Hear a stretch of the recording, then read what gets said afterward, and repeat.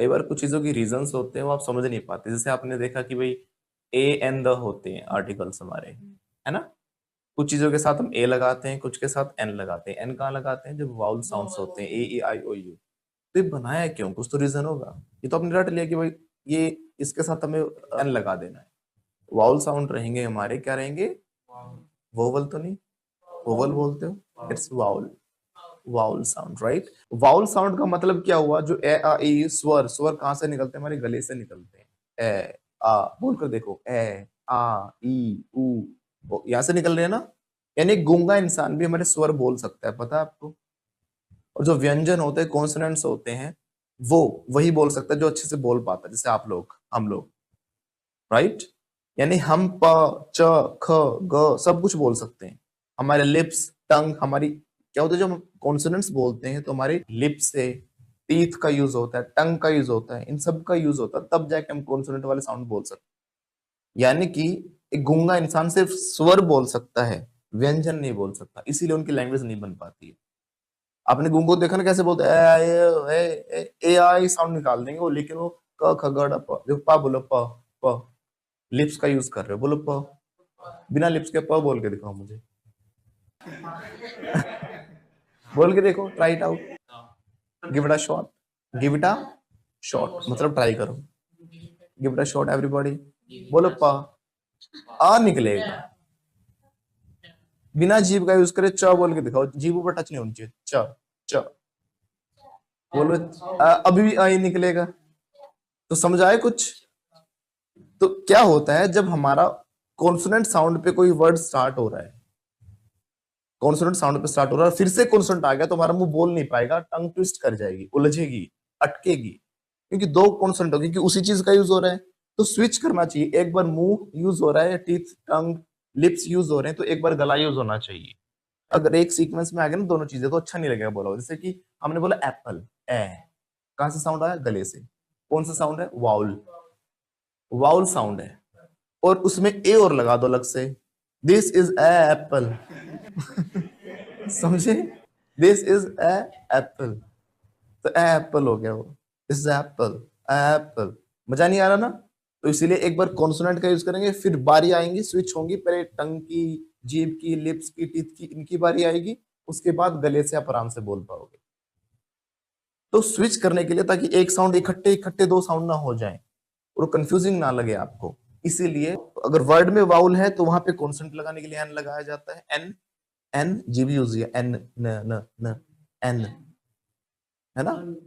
इसलिए एन, फिर गले से निकालो एप्पल, एन एप्पल, निकल गया। अब दो ऐप बोल के देखो, लेकिन Apple, Apple. Yesterday I had Apple, did you have Apple? तुमने एक सेब खाई थी, अच्छा नहीं लग रहा ना? Did you have Apple, have a Apple. अगर ए भी बोले, अ का साउंड ना निकाले तो ए का निकाले तो भी अजीब लग रहा है। Did you have a Apple, A Apple, regarding my words now. इसीलिए रटने की जरूरत भी नहीं कि ए ई आई ओ यू देखें तो आप लगा दो। अगर आप ए ई आई ओ यू देख के एन लगाते हो तो आपका आंसर गलत हो सकता है, क्योंकि आपको जो हमारे लेटर्स होते हैं वो नहीं देखने होते। हमें लेटर्स नहीं देखने होते, हमें देखना होता है साउंड। हमें क्या नहीं देखना? अल्फाबेट नहीं देखना। अल्फाबेट या अल्फाबेट्स? 26 होते हैं ना, तो क्या होंगे? अल्फाबेट्स नहीं होते, ध्यान रखना। ये सारे मिला के इसको पूरी को इकट्ठी को अल्फाबेट कहते हैं, वर्णमाला। वर्णमाला ही नहीं है ना। तो सारे मिलके वर्णमाला है, समझे मेरी बात। और जो उसके अंदर वो है वो लेटर्स हैं। तो अल्फाबेट्स नहीं होता कुछ भी, अल्फाबेट होता है। Is that clear?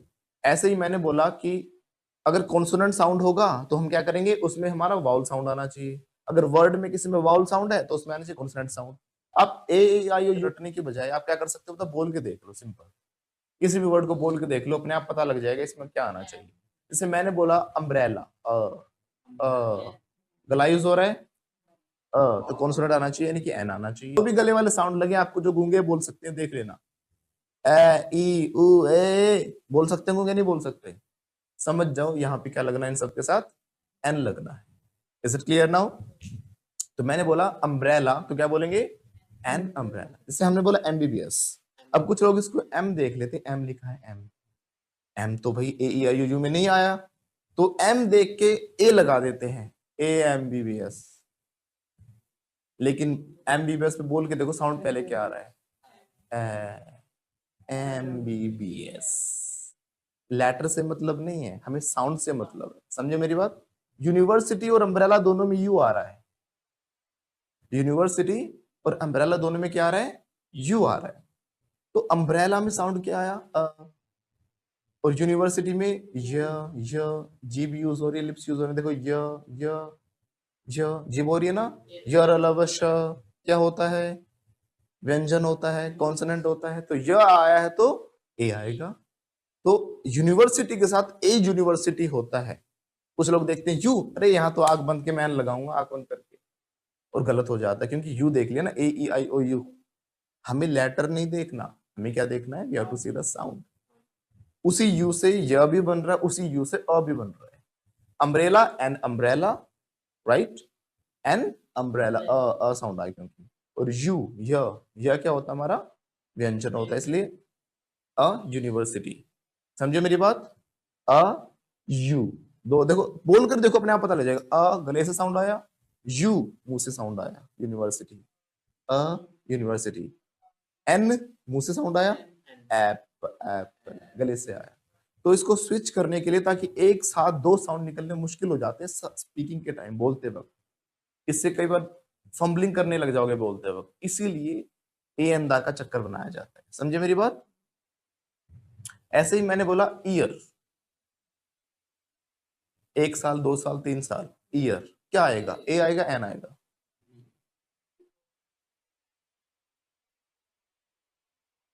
एक साल 2 साल, 2 साल के साथ क्या आएगा,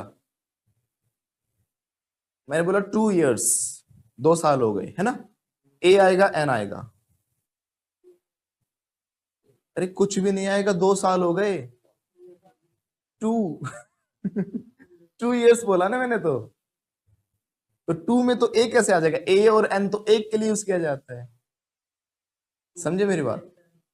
मेरे पास 2 अम्ब्रेलाज हैं, तो आई हैव एन अम्ब्रेला क्यों बोलूंगा मैं, आई हैव 2 अम्ब्रेलाज बोलूंगा। 3 है तो 3 लगाऊंगा, आई हैव 3 अम्ब्रेलाज। जब एक की बात है तो ही लगाएंगे ना हम। समझे मेरी बात। इसीलिए 1 साल की अगर बात है तो या तो 1 year कहोगे, या फिर बोलोगे, देख लो अभी भी, ओ 1 साल हो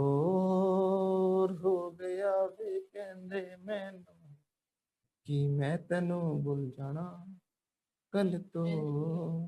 देखो जो ईयर होता है, जो 1 साल होता है, उसके साथ आता है ए, एन नहीं आता। अब मन में डाउट आ रहा होगा, sir why, how come that is possible, बोलो हाथ निकालो बात। जब बोलते ना ऐसा कैसे हो सकता है, बोलो ऐसा कैसे हो सकता है, हाथ निकालो, लेफ्ट वाला आगे, राइट वाला ऊपर, बोलो ऐसा कैसे हो सकता है, how come it is possible. तो हाउ कम का नहीं कि कैसे आऊं, हाउ कम कैसे आता है, ऐसा नहीं। हाउ कम एक एक्सप्रेशन होता है बोलने का, मतलब जो वाई और हाउ को रिप्रेजेंट करता है, मतलब ऐसा क्यों किया, ऐसा हुआ कैसे। समझे मेरी बात। जैसे कोई आ गया, अब क्यों आया भाई, तू है मना कर रहा था ना, अब कैसे आना हुआ तेरा। तो क्यों और कैसे दोनों को इंक्लूड करता है, थोड़ा सरप्राइजिंग दिखाने के लिए।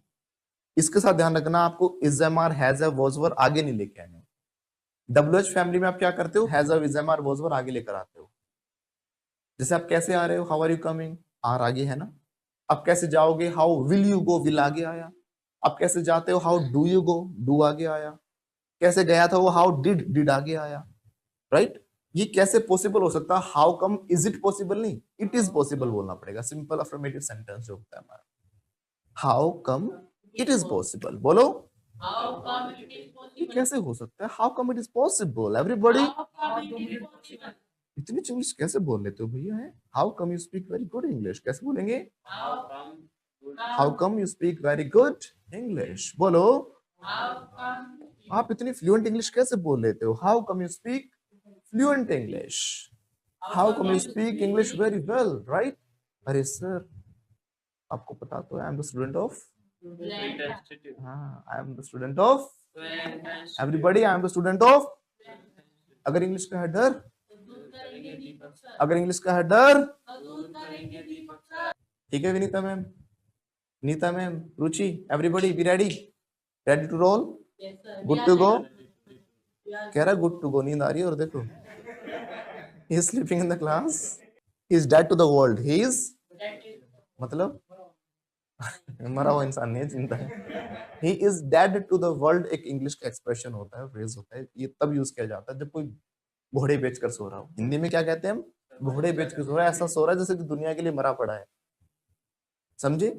घोड़े बेच के सोना को, बहुत गहरी नींद में सोना को, मतलब क्या हो रहा है क्या नहीं हो रहा पता ही नहीं, कोई पीट के चला जाए, कोई चोरी करके ले जाए, वो सोता ही रह जाए। तो इतना बढ़िया नींद ले रहा है, इतनी गहरी नींद दूसरी दुनिया में, एक तरीके से घोड़े बेच के सो रहा है, इंग्लिश में बोलेंगे he is dead to the world, everybody. जब मैंने बोला ना 1 साल, तो इसके साथ आएगा ए या एन, अभी तो बताया था ए आएगा। अब पूछो sir how come it is possible, हाथ निकालो आप everybody, how come it is possible, माथे पर रिंकल्स भी तो चाहिए, थोड़ी झुर्रिया लेकर आओ sir, how come it is possible, ऐसे हाथ में how come it is possible. ये इसलिए पॉसिबल है क्योंकि हम गलत बोलते हैं ईयर को, एक्चुअली ये होता है ईयर, कान को ईयर कहा जाता है, जिसको आप साल कहते हो वो ईयर नहीं होता, वो ईयर होता है, ईयर,